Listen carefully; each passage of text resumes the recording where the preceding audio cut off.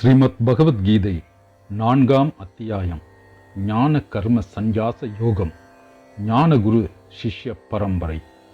ஸ்ரீ பகவான் கூறுகிறார், அழிவற்ற இந்த யோகத்தை நான் விவஸ்வானுக்கு பகிர்ந்தேன். விவஸ்வான் மனுவுக்கு மொழிந்தான், மனு இஷ்வாகுவுக்கு உரைத்தான். இவ்வாறு பரம்பரையாக வந்துள்ள இந்த யோகத்தை ராஜ ரிஷிகள் அறிந்திருந்தார்கள். பரந்தப காலக்கிரமத்தில் இந்த யோகம் இந்த உலகத்தில் நஷ்டமாகிவிட்டது. என் பக்தனாகவும் தோழனாகவும் இருக்கிறாய், ஆதலால் இப்பழைய இதே யோகமானது இன்று என்னால் உனக்கு இயம்பப்பட்டது. இது மேலான மறையாகும். அர்ஜுனன் கூறுகிறார், உமது பிறப்பு பிந்தியது, விவஸ்வானுடைய பிறப்பு முந்தியது. தாம் அன்று அவருக்கு பகர்ந்தீர் என்பதை நான் அறிவது எங்ஙனம்?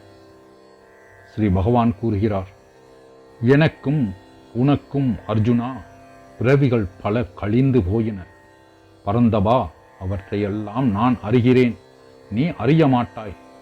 நான் பிறப்பற்றவன், அழிவற்றவன், உயிர்களுக்கெல்லாம் ஈசனெனினும் என் பிரகிருதியை வசப்படுத்தி ஆத்ம மாயையினால் அவதரிக்கிறேன்.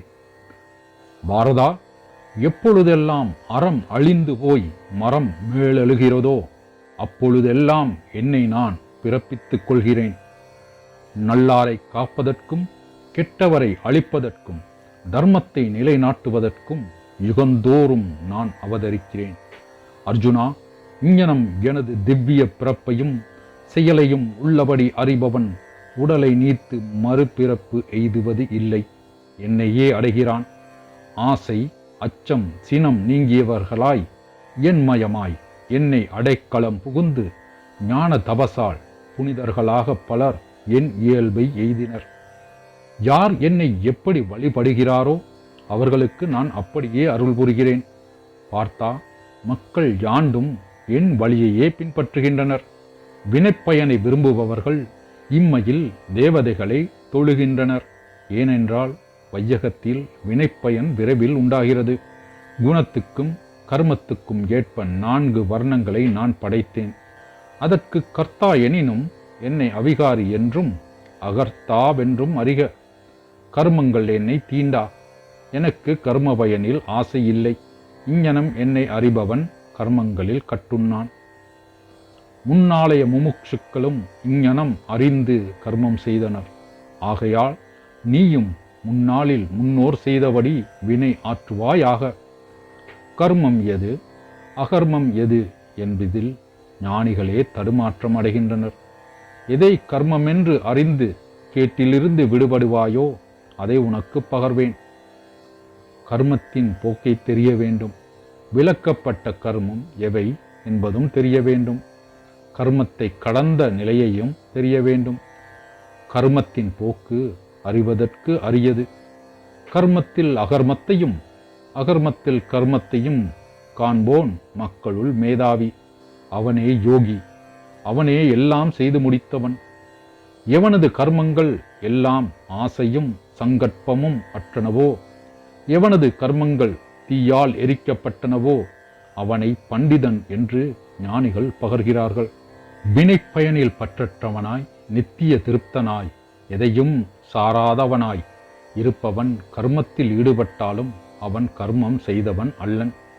ஆசையற்றவன், மனதையும் உடலையும் அடக்கியவன், உடைமைகளை துறந்தவன், வெறும் உடலால் வினை ஆற்றுபவன் பாபத்தை அடைவதில்லை. தற்செயலாய் கிடைப்பதில் திருப்தி அடைபவன், இருமைகளை கடந்தவன், பொறாமையில்லாதவன், வெற்றியிலும் தோல்வியிலும் நடுநிலை நிற்பவன் கர்மம் செய்தாலும் கட்டுப்படுவதில்லை. பற்றில்லாதவனாய் முக்தனாய் ஞானத்தின் மனதை உறுதிப்படுத்தியவனாய் கடமையை யஜ்ஞமாக செய்பவனுடைய கர்மம் முழுதும் கரைந்து போகிறது. அர்ப்பணம் செய்தல் பிரம்மம், நெய் முதலிய ஹவிஷும் பிரம்மம். பிரம்மமாகிய அக்னியில் பிரம்மத்தால் கொடுக்கப்படுகிறது. பிரம்மமாகிய கர்மத்தில் மனம் குவிந்துள்ளவனால் பிரம்மமே அடையப்படுகிறது. சில யோகிகள் தேவதைகளுக்கு யாகம் செய்கிறார்கள். இன்னும் சிலர் பிரம்மமாகிய அக்னியில் ஆத்மாவை கொண்டு ஆத்மாவை ஹோமம் செய்கின்றனர். அடக்குதல் என்ற அக்னியில் சிலர் செவி முதலிய இந்திரியங்களை ஹோமம் செய்கிறார்கள். மற்றும் சிலர் சப்தம் முதலிய விஷயங்களை இந்திரியங்கள் என்ற அக்னியில் ஹோமம் செய்கிறார்கள். இன்னும் சிலர் இந்திரிய கர்மங்களையும் பிராண கர்மங்களையும் மனதவி ஆத்மாவின் கண் அடக்குதல் என்ற ஞான ஒளி வீசும் யோகத்தீயில் ஆகுதியாக கொடுக்கின்றனர். திரவிய யக்ஞம், தபோ யக்ஞம், யோகி யக்ஞம் செய்பவர் சிலர். தன்னடக்கமும் உறுதியான விரதமும் உடைய மற்றவர் கற்றல், அறிதல் ஆகியவைகளை யாகமாக செய்வர். அபான வாயுவில் பிராணனையும் பிராண வாயுவில் அபானனையும் ஆகுதி செய்யும் சிலர் பிராண அபான வாயுக்களின் போக்கை தடுத்து பிராணாயாமத்தில் ஈடுபடுகின்றனர்.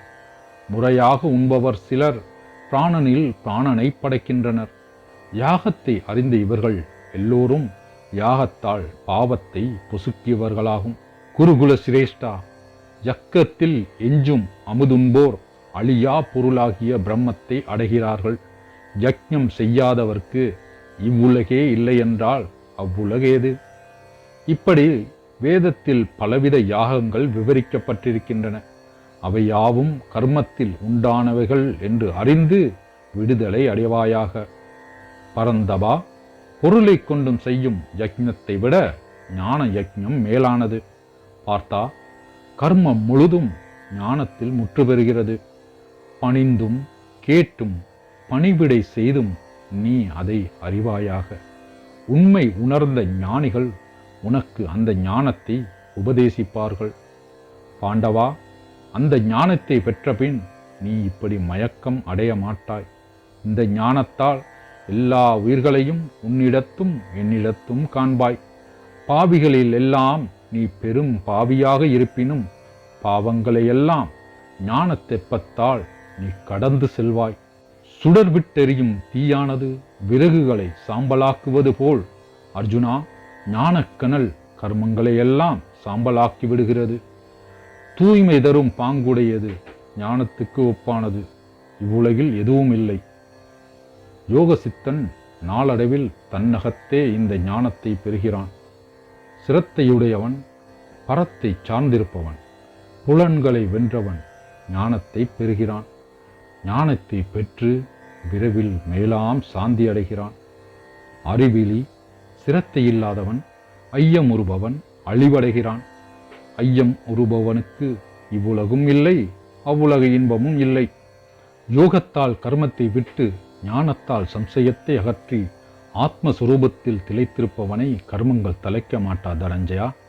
ஆகையால் அஞ்ஞானத்தில் உதித்து உள்ளத்திலுள்ள ஆத்மாவை பற்றிய ஐயத்தை ஞான வாளால் வெற்றி யோகத்தை கைக்கொண்டு பாரதா எழுந்திரு. பிரம்ம வித்தையை புகட்டுவதும் யோக சாஸ்திரமானதும் ஸ்ரீ கிருஷ்ணார்ஜுன சம்பாதமாக வந்துள்ளதுமாகிய பகவத்கீதை என்னும் உபனிஷத்தின் கண் ஞான கர்ம சந்நியாச யோகம் என்ற 4ஆம் அத்தியாயம்.